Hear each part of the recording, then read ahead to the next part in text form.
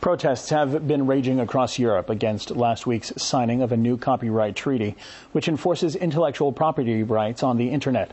Opponents say the international ACTA document enforces censorship and is a violation of human rights. And as RT's Tom Barton reports, more demonstrations are expected over the weekend.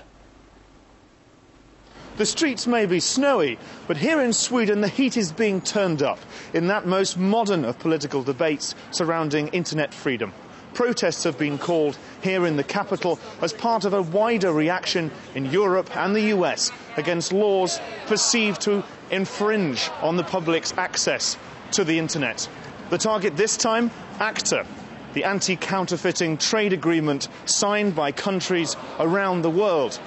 The people behind the law point out that it's important to try and protect the copyright of the people who make music, who make video, and distribute it around the world. If you say, well, everything should be free, well, perhaps no one will write any books or produce music or films, etc. Or anyway, perhaps not, it wouldn't disappear, but it would be much less because it's not profitable anymore. Those against it say it's a wolf in sheep's clothing, a way for governments to control their access to the internet, and that it was held in secret, that it was designed to be very punitive to those found breaching copyright rules.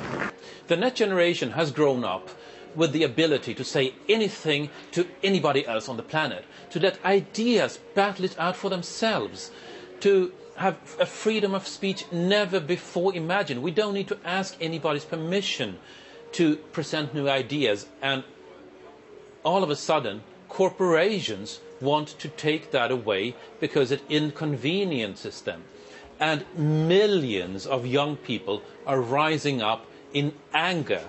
The formation of pirate parties, not just here in Sweden but elsewhere in Europe, is evidence of how high the status of those internet freedom campaigners has risen. And there's politics not just in the European Parliament but also on the streets. Internet freedom campaigners are urging people to put their views across before the European Parliament votes on this in June, to try and stop the legislation before it's made. But whether it's done in parliaments and in political boardrooms or on the street, few expect this to be a